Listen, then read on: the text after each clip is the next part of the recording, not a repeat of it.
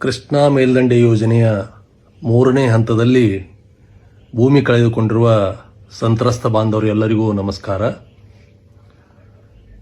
ನಾನು ಈಗ ಹೇಳುತ್ತಿರುವ ವಿಷಯ ಕೃಷ್ಣಾ ಮೇಲ್ದಂಡೆ ಯೋಜನೆ ಹಂತ 3 ಅಷ್ಟೇ ಅಲ್ಲದ ರಾಜ್ಯ ಸರ್ಕಾರದಿಂದ ವಿವಿಧ ಯೋಜನೆಗಳಿಗಾಗಿ ಅಂದ್ರೆ ನ್ಯಾಷನಲ್ ಹೈವೇ ಇರ್ಬೋದು, ಸ್ಟೇಟ್ ಹೈವೇ ಇರ್ಬೋದು, ಬೈಪಾಸ್ಗಳಿರ್ಬೋದು, ರೈಲ್ವೆ ಲೈನ್ಗಳಿರ್ಬೋದು, ಆಮೇಲೆ ಕೈಗಾರಿಕೆ ಉದ್ದೇಶಕ್ಕಾಗಿ ಇಂಡಸ್ಟ್ರಿಯಲ್ ಪರ್ಪಸ್ ಸ್ವಾಧೀನಪಡಿಸಿಕೊಂಡಂಥವಕ್ಕಿರ್ಬೋದು.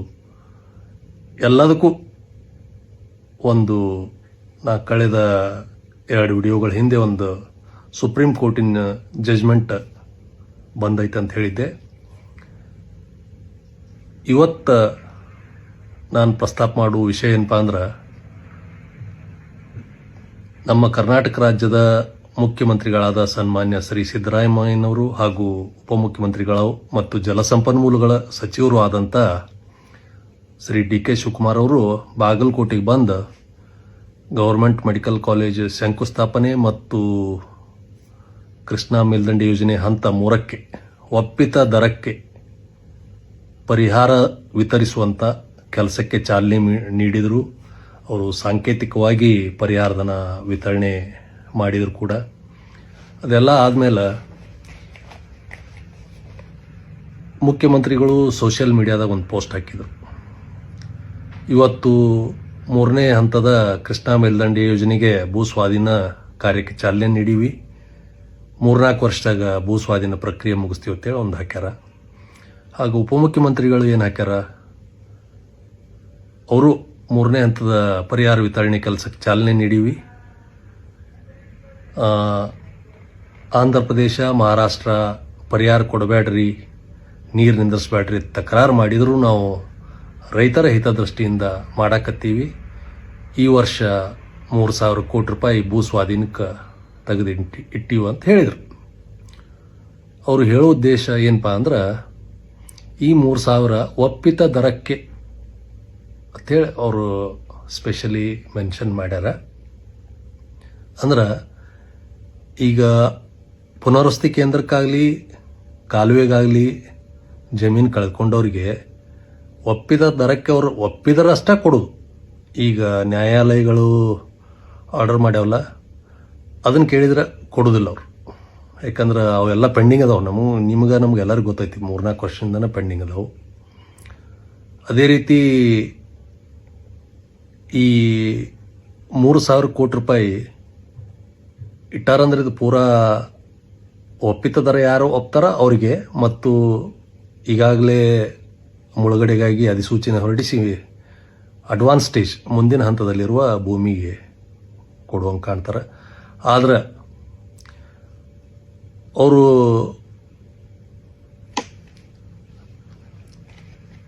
ಸೆಪ್ಟೆಂಬರ್ 10ನೇ ತಾರೀಕು ಅವರೊಂದು ಮಾಹಿತಿ ಕೊಟ್ಟಿದ್ರು. ಅದರಾಗ ಒಟ್ಟು ಟೋಟಲ್ 66,563 ಕೋಟಿ ರೂಪಾಯಿ ಕೋರ್ಟ್ ಆದೇಶ ಪ್ರಕಾರ ಪರಿಹಾರ ಕೊಡೋದಾಗಿತ್ತು.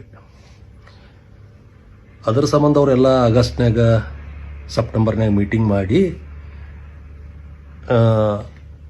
ಒಪ್ಪಿತ ದರ ಫಿಕ್ಸ್ ಮಾಡಿದ್ರೆ. ನಿಮಗೆಲ್ಲ ಗೊತ್ತೈತಿ, ನೀರಾವರಿ 40 ಲಕ್ಷ, ಒಣಬೇಸಾಯಿಗೆ 30 ಲಕ್ಷ ಮುಳುಗಡೆ ಆಗೋ ಜಮೀನ್ಕ, ಕಾಲುವೆಗಾಗಿ ಒಣಬೇಸಾಯಕ್ಕೆ 25, ನೀರಾವರಿಗೆ 30 ಕೊಡ್ತೀವಿ ಅಂತೇಳಿ.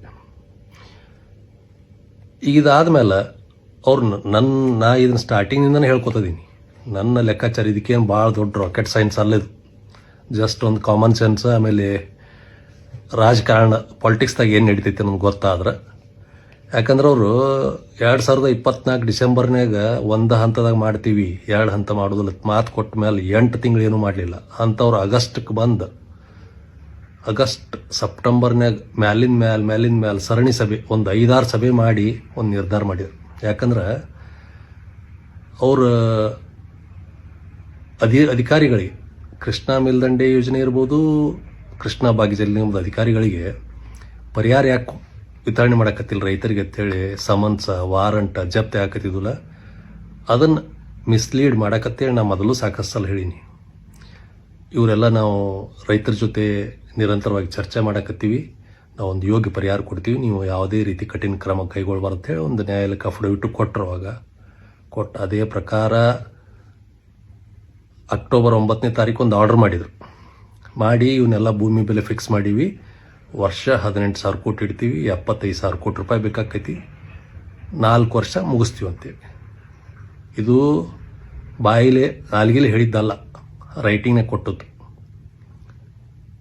9/10/2025 ಆತು ಬಿಡಪ್ಪ. ಇವರು 18,000 ಕೋಟಿ ಇವ್ರು ಹೇಳಿದ ಪ್ರಕಾರ ಆರ್ಡರ್ ಮಾಡಿದ ಪ್ರಕಾರ ಇಟ್ರಂದ್ರೆ 3-4 ವರ್ಷ ಮುಗಿತೈತೆ ಅಂತ ತಿಳ್ಕೊಂಡು ನಾವು ಇದು ಬಜೆಟ್ನಾಗ ಹೋದ ವರ್ಷ ಏನು ಇಟ್ಟಿದ್ರಲ್ಲ 22,000 ಚಿಲ್ಲರ, ಈಗ 22,436, ಬರೀ 755 ಕೋಟಿ ರೂಪಾಯಿ ಹೆಚ್ಚು ಮಾಡಿದ್ರು. ಮುಳುಗಡೆಕಾಗಿ ಒಂದು ಸಪ್ರೇಟ್ ಏನೂ ಒಂದು ಅನುದಾನ ನೀಡಲಿಲ್ಲ. ಇದು ಹಿಂಗಾಗಿ ಕಾರಣ ಏನಪ್ಪ ಅಂತಂದ್ರೆ ಇವೆಲ್ಲ ಡಿಸ್ಟಿಕ್ ಕೋರ್ಟ್, ರೆಫರೆನ್ಸ್ ಕೋರ್ಟ್ ಏನು ಕೆನಾಲ್ದವರಿಗೆ ಪುನರ್ವಸತಿ ಕೇಂದ್ರಕ್ಕೆ ಆರ್ಡರ್ ಮಾಡಿದ್ರಲ್ಲ, ಇವಕ್ಕೆ ಸರ್ಕಾರ ಅಪೀಲ್ ಹೋತು ಹೈಕೋರ್ಟ್ಗಳಿಗೆ. ಕೆಲವೊಂದು ನಾಟ್ ಫಿಟ್ ಫಾರ್ ಅಪೀಲ್ ಅಂತ ಇದ್ದದಕ್ಕೂ ಅಪೀಲ್ ಹೋತು. ಹೋಗಾನಲ್ಲಿ ಹೈಕೋರ್ಟ್ನಾಗ 2013 ಭೂ ಸ್ವಾಧೀನ ಕಾಯ್ದೆ ಪ್ರಕಾರ ಸೆಕ್ಷನ್ 74 ಪ್ರಕಾರ 60 ದಿನ ಪ್ಲಸ್ 60 ದಿನ 120 ದಿನಕ್ಕಿಂತ ಹೆಚ್ಚು ಡಿಲೇ ಮಾಡಿದ್ರೆ ಆ ಅಪೀಲ್ ಕನ್ಸಿಡರ್ ಮಾಡಬಾರತ್ತೇಳಿ ಅವರು ಹೈಕೋರ್ಟ್ನಾಗ ರಿಜೆಕ್ಟ್ ಮಾಡಿದರು. ರಿಜೆಕ್ಟ್ ಮಾಡೋಣ ಇವರೆಲ್ಲ ನಮ್ದೊಂದ ರಾಜ್ಯ ಅಲ್ಲ, ಬೇರೆ ರಾಜ್ಯದವ್ರು ಎಲ್ಲರೂ ಕೂಡಿ ಸುಪ್ರೀಂ ಕೋರ್ಟಿಗೆ ಅಪೀಲ್ ಹೋದ್ರು.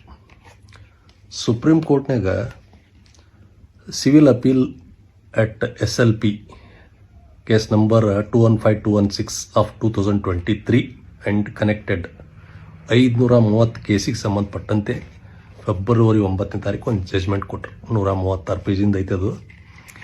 ಅದರೊಳಗೆ ನೀವು 2013 ಭೂ ಸ್ವಾಧೀನ ಕಾಯ್ದೆ ಸೆಕ್ಷನ್ 74 ಪ್ರಕಾರ 120 ದಿನ ಹಿಡಿಬೇಕಂತೇನಿಲ್ಲ. 1963 ಕಾಯ್ದೆ ಸೆಕ್ಷನ್ 5 ಪ್ರಕಾರ ಬೇಕಾದ್ರೆ ತಡ ಮಾಡಿದ್ರು ಅಪೀಲ್ ಕನ್ಸಿಡರ್ ಮಾಡ್ಬೇಕಂತೆ ಹೈಕೋರ್ಟಿಗೆ ಡೈರೆಕ್ಷನ್ ಕೊಡ್ತಿ. ಇನ್ನು ಹೈಕೋರ್ಟ್ ತೆಳಗಿನ ಕೋರ್ಟಿಗೆ ಕೊಡ್ತೈತಿ, ಯಾಕಂದ್ರೆ supreme court is the final. ಇದಾದ್ಮೇಲೆ ನಮಗೆ ಈ ಆರ್ಡ್ರಿಂದ 70,000 ಕೋಟಿ ರೂಪಾಯಿ ಉಳಿತೈತೆ ಕಂದಾಯ ಸೆಕ್ರೆಟರಿಗಳು ಒಂದು ಸ್ಟೇಟ್ಮೆಂಟ್ ಕೊಟ್ಟರು.